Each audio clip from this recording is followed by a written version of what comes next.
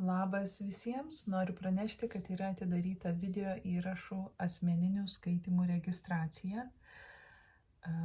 Tai skaitimai, kuriuos jūs gausite per vasario mėnesį. Tie, kas domite, susisiekit su manimi e-mailu menuliotaro@gmail.com.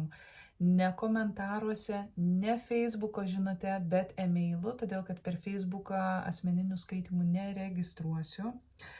Tai prašau, parašykit, vietų skaičius yra ribotas, todėl kad aš, neišsiplėsiu, padarysiu tik tiek, kiek galiu padaryti, ar ne? Tai tie, kas pirmesni, tie, kaip sakant, gudresni. Tai kas domite, susisiekit, ok? Dabar žinutė Avinui. Kažkas atmeta tam tikras visatos dovanas. Kažkas nepriima likimo, truputį varžosi su likimu, kažkas nepriima dūšios gyjimo ties esminiais dalykais ir galbūt kartoja tą patį savo gyvenime. Kažkas nepriima kito žmogaus, kuris yra labiau, negaliu sakyti labiau skirtas, nes skamba kažkaip netaip skamba.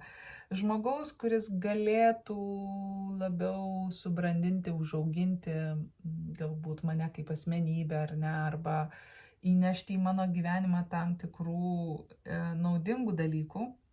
Tai yra žmogus, kurį siuntė galbūt pats Dievas, ar ne, pati visata, bet kažkas šitoj vietoj visgi priima sprendimą likti ten, kur yra.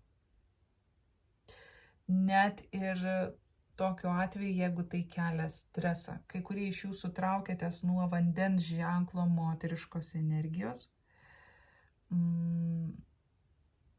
Darote tai labai ryžtingai.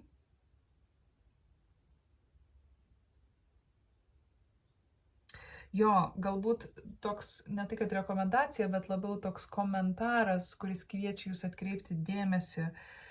Tai, ko jūs norit, ar tai yra iš tiesų tai, ką jūs galėtumėt pavežti kabutėse savo gyvenime dabar?